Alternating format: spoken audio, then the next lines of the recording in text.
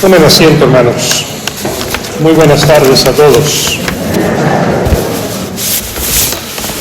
Les decía al principio de la celebración que hoy la liturgia y la Iglesia Universal quiere dedicar este tercer domingo del tiempo ordinario, precisamente lo denomina Domingo de la Palabra de Dios. Vamos a intentar centrar nuestra reflexión, por tanto, en la importancia que tiene esta palabra. Una palabra que escuchamos cada vez que venimos al templo, asistimos a la Eucaristía, una liturgia, una palabra pronunciada, pero a veces deberíamos de preguntarnos si en la misma medida vivida. Decía, si lo que escuchamos después lo transformamos en obras de vida. Pero antes de entrar en profundidad en lo que es la palabra de Dios para el cristiano, quisiera también dedicar un espacio a la palabra del hombre, porque hoy la palabra de Dios es pronunciada por boca humana.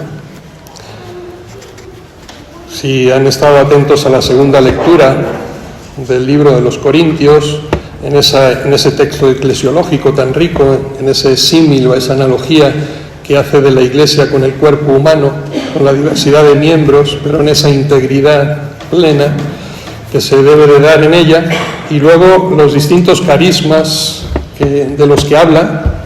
Unos han sido constituidos apóstoles en primer lugar, pero fíjense que el segundo lugar que identifica en la misión eclesial, en la misión de la Iglesia, en la misión del creyente, es precisamente el profeta, es decir, el que anuncia la palabra. Y la anuncia no solamente de boca, sino que la proclama con la vida. Y de esto se trata, no el padrecito que predica desde aquí, desde el atril, sino cada uno de nosotros, haciendo suya la palabra de Dios y después dándose testimonio vital en nuestra vida diaria. Por eso permítanme que yo me centre un poquito antes de hablar de la palabra de Dios, en la palabra humana, en nuestra palabra, que es también palabra cristiana. Decía San Francisco de Sales, una frase que algunos de ustedes ya me han escuchado varias veces, porque cuando a veces me han venido a felicitar al final de la misa, yo siempre les respondo con esta expresión que no es mía, es de San Francisco de Sales, que dice: la prueba de un predicador es cuando su congregación, es decir, su feligresía, no sale de la iglesia diciendo qué sermón más bonito, sino ¿y ahora qué tengo que hacer? Es decir, es un cuestionamiento real, ¿sí?, de nuestra vida y pleno. Es un interrogante, es decir, no podemos salir de la iglesia igual que vinimos, algo se tiene que haber transformado, algo tiene que haber cambiado en nuestra vida después de ese encuentro con Dios a través de la palabra. Y decía el Papa Francisco, un poquito más cercano a nosotros que San Francisco de Sales, su tocayo, decía: cada uno de nosotros conoce diferentes historias que huelen a evangelio. Cada uno de nosotros las conoce. Historias que han dado testimonio del amor y sobre todo que transforman la vida. Son palabras del Papa Francisco pronunciadas hace 5 años en la Jornada Mundial de las Comunicaciones Sociales. Todos conocemos verdaderamente diferentes historias con olor evangélico. El problema es que a veces la historia la reservamos para nosotros como pura anécdota, en vez de comunicarla y generar también vida en los demás. Necesitamos, por tanto, hermanos, respirar la verdad de las buenas historias. Una narración humana que nos habla precisamente de esa belleza que poseemos cada uno de nosotros en su vida, porque hemos sido creados por Dios a su imagen y semejanza. Historias que construyan y nunca historias que dividan o destruyan.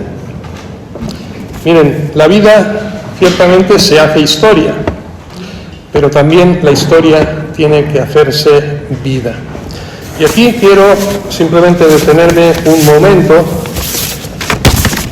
hablando de mi experiencia personal, porque yo tuve que hacer una tesis doctoral muy particular.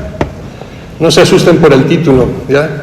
Y sobre todo no la busquen ya en las bibliotecas, porque es un tocho que es infumable. El título de la tesis se llama La dimensión narrativa de la ética de las virtudes, un estudio en Alasdair MacIntyre, Stanley Auerbach y Vigen Guroya. Es decir, las tradiciones tanto católica como protestante como ortodoxa en el estudio de la virtud humana, pero una virtud que tiene que ser aprendida, y para ser aprendida tiene que ser narrada. Y lo curioso de esta tesis, también lo bonito de la tesis, es que me tocó hacer un estudio de los cuentos, de las fábulas, ¿sí? Esas que nuestras abuelitas y nuestras mamás nos contaban cuando éramos niños, y que traen una lección moral, una lección ética impresionante que nunca debemos de dejar perder. Es decir, estamos llamados todos a tejer verdaderamente historias. El hombre es un ser narrador de historia, y en esa historia todos aprendemos. ¿Por qué? Porque en el fondo tenemos hambre de historias, de cuentos, de novelas. Hoy día en la cultura digital que vivimos, de películas, incluso de canciones. ¿Se han dado cuenta cómo escuchamos a veces una canción y nos retrotraemos en el tiempo, en la emoción, y nos recuerdan momentos bellos de nuestra vida o también momentos frustrantes? Es decir, todo nos va permeando, ¿no? Y va creando en nosotros una cultura particular, única e indiscutible. Y aquí les quiero mencionar algunas de las cosas que me parece que es importante que recuperemos, este anal que yo creo que hemos dejado perder y que en cierta manera la cultura contemporánea ha venido a sustituir. Ya no es la abuelita la que cuenta las historias, ahora es la tablet o la computadora, ¿sí? O el smartphone. Pero cuidado, porque ahí no se dan a veces buenas y verdaderas historias, sino lo que dice el mundo, perdón el anglosajismo, ¿no? El fake news. Miren, cuentos que yo estudié en la tesis doctoral. Peter Pan, ¿se acuerdan de él, no? La famosa novela de James Matthew Barrie, que nos narra de la importancia que tiene la valentía en el ser humano, la valentía para afrontar, una valentía que tiene muchas formas de ser, evidenciarse en la vida, una valentía que se expresa sobre todo cuando tú piensas en los demás en vez de en ti mismo, ¿sí? No sé si ustedes recuerdan la historia, me imagino que sí, la tierra de nunca jamás, esa alusión a ese paraíso del sueño, a veces que consideramos irrealizable, pero que es una realidad. No dejar nunca de soñar. ¿Por qué? Porque el sueño es el motor de nuestra vida permanentemente. La imaginación es la clave para lograr precisamente lo que nos parece imposible. La sorpresa de Dios, la sorpresa del Evangelio en nuestra vida, narrada de una manera tan sencilla precisamente para los niños, pero que después se va haciendo una realidad en nosotros conforme vamos creciendo a la edad adulta. Alicia en el País de las Maravillas, Lewis Carroll. Me imagino que lo han leído, ¿verdad? De niños. O por lo menos los cartoons, los dibujos animados los hemos visto, aunque estos deforman muchas veces el sentido original del mensaje. El valor precisamente de la perseverancia en la vida. Ustedes se dan cuenta de que si Alicia se hubiera cansado y hubiera abandonado el seguimiento del conejo, nunca hubiera caído en su madriguera, pero lo más importante es que nunca se hubiera conocido a sí misma, porque ese es el mensaje profundo ya del cuento. Es la persona que encuentra verdaderamente su identidad personal en ese mundo de fantasía. La identidad, la aceptación de sí misma a través de la perseverancia. Miren, hay frases impresionantes en ese cuento. El único modo de lograr lo imposible es convenciéndome de que sí es posible. A veces que nos quejamos tanto de la realidad social en la que vivimos, pero al mismo tiempo esto nos hace mantenernos al margen y no actuar. ¿Por qué? Porque lo creemos imposible, ¿no? Sí se puede. Sí se puede. Tenemos que convencernos a nosotros de que sí se puede para empezar a actuar y que la realidad se transforme. Creo que sí, que has perdido la cabeza, dice Alicia. Estás completamente loco, le dice al conejo, pero te diré un secreto. las mejores personas siempre son locas. ¿Es verdad?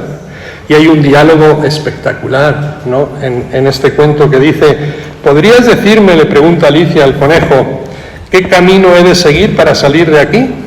Y el conejo sabiamente le responde: eso depende del sitio al que quieras llegar. Y Alicia le dice: es que no me importa mucho el sitio.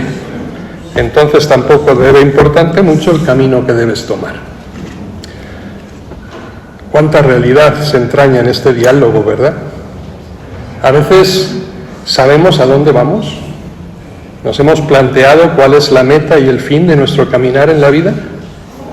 Porque si no nos importa el final, la meta, el lugar, ¿qué más da el camino que emprendamos? Y así andamos desconcertados, ¿no? Y en esa falta de identidad personal que tiene que venir precisamente determinada por el conocimiento del fin al que somos llamados. Otros cuentos: El gran Pinocchio de Collodi.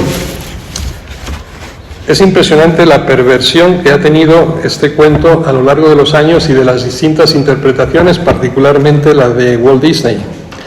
El mensaje que nos deja Pinocho es el tema de la honestidad, de la responsabilidad y sobre todo del valor de la verdad. Todos nos quedamos con la anécdota de la nariz que crece con la mentira, ¿verdad? Pero es que detrás hay esa búsqueda incesante de esa verdad, de esas verdades con minúsculas, pero sobre todo de esa verdad con mayúscula que tiene que ser siempre rector en nuestra vida y a la que nunca podemos fallar. Los tres cerditos, esta es mucho más infantil, ¿verdad? Responsabilidad, lealtad, constancia, trabajo, precisamente como el vehículo para alcanzar el éxito en la vida. La gran obra literaria de Víctor Hugo, Los Miserables, esta ya se la cita varias veces porque este es mi libro preferido en la historia de mi vida. La justicia, la denuncia de la miseria humana, de la opresión, de la injusticia, pero sobre todo el poder del amor y de la compasión, ¿sí? La importancia que tiene la educación en la vida, el esfuerzo que hace Jean Valjean precisamente para formarse a sí mismo, ¿no?, y crear también ese valor compasivo, y la importancia que tiene el perdón y la redención. Recuerden la acusación y cuando le había robado al obispo, cómo el obispo compró su alma regalándole aquellos 2 candelabros, que van a estar siempre presentes en su historia, porque fue la redención de su vida. ¿Sí? El reconocimiento del mal hecho, la conversión de su corazón ya para siempre.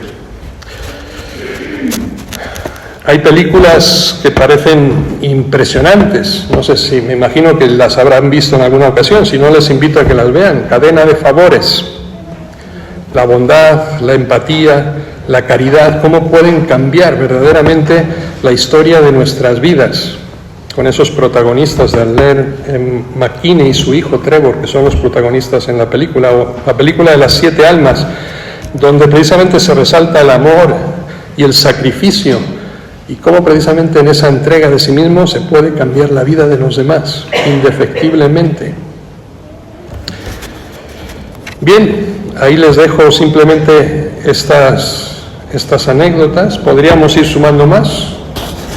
Les digo, no busquen después, porque esto es lo más agradable de mi tesis doctoral, pero después viene el trasfondo y la fuerza de la enseñanza que todo eso nos deja. Como les decía, el hombre tiene hambre de historias, de cuentos, de novelas, de películas, de canciones, historias que influyen en nuestra vida, incluso de manera tan inconsciente.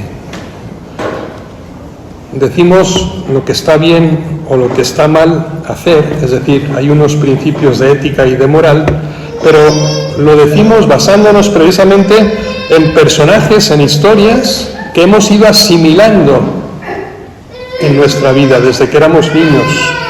Todos esos valores que nos han enseñado estas historias particulares, pero sobre todo esos valores de vida que nos transmitieron y que aprendimos por imitación de nuestros papás y de nuestros abuelos, de nuestra familia directa. Y ojalá esto nunca se pierda. Como digo, la era digital está haciendo que esto se pervierta y que la educación nos venga desde fuera y no desde dentro, pervirtiendo precisamente esos valores. Los relatos enseñan, plasman convicciones, forman comportamientos y conductas en nosotros, nos ayudan a entender y a decir quiénes verdaderamente somos y quiénes queremos ser en la vida.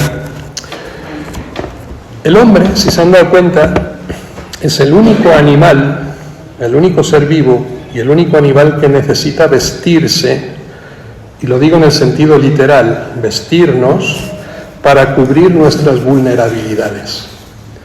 No van a ver, bueno, ahora sí, porque ahora el tema de las mascotas uno ve vestidito a los perritos y a los gatos, y la verdad es que no.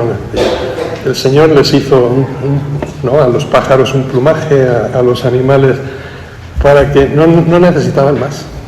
El hombre es el único animal que necesita vestirse para cubrir verdaderamente esa vulnerabilidad que tenemos en la vida, para enfrentar la realidad.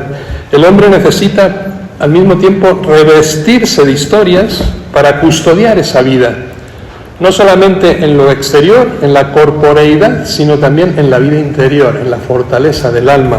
Ese revestimiento, ese tejido que sumado con las historias nos hacen ese telar común, es decir, crean en nuestra mente, en nuestra vida y en nuestros propósitos de vida esos héroes que nos ayudan a saber enfrentar esas situaciones difíciles que después tenemos en la vida. Aprendemos a encontrar motivaciones para enfrentar los retos de la vida. Ese storytelling se llama, cuando viene instrumentalizado, esa narración de historias, cuando la sociedad hoy consumista y manipuladora la instrumentaliza, en el fondo, ¿qué es lo que pretende? Narcotizarnos, adormecer nuestra conciencia y pervertir ese sentido que por lo menos nuestra generación yo creo que sí tenía, estoy hablando de los que tenemos 50 para arriba, la distinción clara entre el bien y el mal. Las historias siempre terminaban con el triunfo del bien, ¿sí? A pesar de las dificultades que tenían que enfrentar. ¿Existe el mal? Sí. Hoy día diríamos que tiene nombres distintos, el tener, el poseer, el consumir, y todos esos comentarios que hoy se imbuyen en el corazón y en la mente de las nuevas generaciones a través de esas imágenes y de esos comentarios en el Facebook, o esas imágenes y esos videos en Instagram, las redes sociales, chismes, habladurías, violencia, falsedad, historias que yo diría que son muchas veces más destructivas que generadores de convivencia, crean hostigación, muchas veces proponen el odio y la disidencia y quiebran sobre todo el gran sentido de la dignidad de la persona humana. Es una falsificación sofisticada, lo que los ingleses llaman el deep fakes, ¿sí? Es decir, la falsedad profunda, porque va a penetrar realmente la esencia del corazón del hombre. Algunos ejemplos, no sé, ustedes estarán viendo hoy día en televisión esos antiguos cuentos que yo les he citado, que nosotros hemos aprendido de niños, pero hoy totalmente pervertidos. Simplemente por ponerles un ejemplo, no sé si han oído o han visto la película Maléfica. Pues Maléfica no es más que una relectura, una reinterpretación, maléfica, como su palabra dice, de Blancanieves, donde precisamente el mensaje y el valor que deja es que el mal puede ser bueno y el bien puede ser malo, porque hay un intercambio de personajes, si se han dado cuenta. El mal triunfa sobre el bien, pero con apariencia de bondad.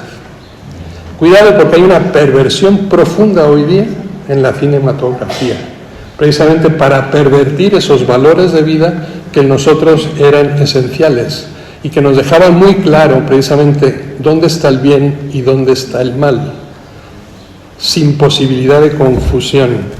Y frente a esto, entonces, ¿qué es lo que verdaderamente necesitamos? Necesitamos, primero, sabiduría, segundo, valor, y tercero, paciencia y discernimiento. Sabiduría. ¿Cómo ustedes, padres y abuelos de familia, pueden hacer? Dediquen más tiempo a sus hijos. Vuelvan a contar historias de vida. vuelvan a crear valores en ellos. Sabiduría para recibir y para crear esos relatos bellos, verdaderos y buenos. Segundo, valor para rechazar precisamente todo lo que hay de falso y de malo que nos pervierte desde la sociedad. Y paciencia y discernimiento para redescubrir historias que ayuden realmente, historias que saquen a la luz la verdad de lo que somos y sobre todo la heroicidad ignorada de la vida cotidiana de muchos, porque verdaderamente sí hay mucha heroicidad en nuestro quehacer de cada día. Y esto nos lleva precisamente a hablar de la historia de las historias, la mayor historia contada en el mundo, que no es otra que la del Evangelio, es decir, la vida de Jesucristo. Hoy, domingo de la Palabra de Dios, tenemos que hacer hincapié en esto. Esa gran historia de amor entre Dios y la humanidad, que hemos recogido en esa biblioteca, eso significa la Biblia, biblioteca, conjunto de libros, que nos narran en una parte el Antiguo Testamento, y que debemos de aprender, releer, para poder contar y después y grabar en la memoria de los hijos y de los nietos todos esos signos que Dios ha ido realizando a lo largo del tiempo en alianza permanente con una humanidad, lamentablemente alianzas fracasadas hasta la llegada de Jesucristo. Nuevo Testamento. Jesús nos habla en parábolas, y las parábolas en el fondo son cuentos, son narraciones breves, tomadas de la vida cotidiana, es decir, fáciles de entender. Y aquí la vida se hace historia, y luego, al que la escucha verdaderamente, la historia se vuelve vida. Una historia que te transforma. El Evangelio es relato, y mientras nos informa sobre la vida de Jesús, al mismo tiempo nos performa con Jesús, es decir, nos transforma, nos cristifica en Él. Una historia que se renueva y que al mismo tiempo nos renueva a nosotros, porque no es patrimonio del pueblo de Israel en el pasado, es una historia que es nuestra, que es siempre actual. Esto, recuerden el Evangelio de hoy, Jesús en Nazaret, esto que acaban de oír, acaba de narrar la historia de Isaías, dice, se cumple hoy aquí, en medio de ustedes. Y es algo que podemos decir también nosotros hoy, esta historia se cumple hoy. Decía San Pablo, ustedes son carta de Cristo. Fíjense, ustedes son la carta de Cristo, ustedes son el mensaje de Cristo para el mundo, escrita no con tinta, decía San Pablo, sino con el Espíritu de Dios vivo, no en tablas de piedra, sino en los corazones de carne. Es decir, nosotros somos la historia de Dios narrada al mundo. Bueno, deberíamos de serlo. A veces no se cumple a la perfección, ¿verdad? Pero es la llamada de atención que hoy precisamente la palabra de Dios nos está haciendo. Recordar, recuerden, esta expresión tan bella, es volver al corazón. Recordis, cordis en latín es corazón, es volver al corazón, volver a lo íntimo, escribir en el corazón esa palabra de Dios para después hacer la vida. La historia de Dios que nos dignifica a nosotros en nuestra propia historia. Incluso esas historias más olvidadas, aquellas que parecen estar escritas en renglones torcidos, de las que muchos tenemos también, ¿sí? Esas historias fallidas, esas historias de pecado, pero que son reconciliadas en Cristo, se hace inspiración y se convierte precisamente en ese apéndice del Evangelio que escuchamos, convirtiéndonos nosotros mismos en Evangelio, en palabra de Dios. Hoy diría que Jesús también quiere escribir, narrar su propia historia con las nuestras. Queridos hermanos, domingo de la palabra de Dios, y la pregunta que deberíamos de hacernos para concluir es, ¿qué es la palabra de Dios para el cristiano? ¿Qué es la palabra de Dios para ti? Yo diría que no es, en primer lugar, una mera letra escrita en la Biblia, sino que es historia, es narración, es vida, es verdad. La Biblia, que es palabra de Dios con mayúscula, no lo es porque sugiera la palabra o porque la evoque, sino porque la expresa, porque la significa eficazmente y porque la hace patente permanentemente. Es realidad, no simplemente pronunciación de una palabra. Celebrar, por tanto, la palabra en la liturgia es revelar los planes ocultos de Dios para mí. Significa que debe suscitarse en nosotros una fe mucho más profunda que después se llegue a concretar en la vida. Se valora la palabra como un acontecimiento. No se celebran, por tanto, ideas, sino hechos concretos. Se celebra la presencia de Dios y se festeja el hecho de que Dios siempre sigue hablando a su pueblo y nos habla hoy a nosotros. Por tanto, la palabra no es anuncio de algo desconocido, sino repetición deliberada de un hecho esperado. La palabra, cuanto más es conocida, cuanto más la degustamos, cuanto más la aprendemos, cuanto más la decimos y pronunciamos, mejor la podemos celebrar. Porque celebrarla, con mayúscula, supone primero poseerla, hacerla nuestra, ser poseídos por ella. La lectura bíblica llega a ser palabra de Dios precisamente cuando se acoge, cuando nos convierte, cuando nos recrea, cuando nos comunica esa vida interna del Espíritu en nosotros. Queridos hermanos, esta es la realidad que hoy nosotros tenemos que hacer vida a la luz del Evangelio que acabamos de escuchar de Jesucristo en la sinagoga de Nazaret. El mensaje de Jesucristo es buena noticia. ¿Por qué? Porque es un mensaje de liberación. Y quiero que entiendan bien esta expresión, a veces tan confusa a lo largo de la historia de la Iglesia. Una liberación que tiene lugar hoy, decía Jesús. Dos elementos fundamentales nos deja el Evangelio que hay que entender bien.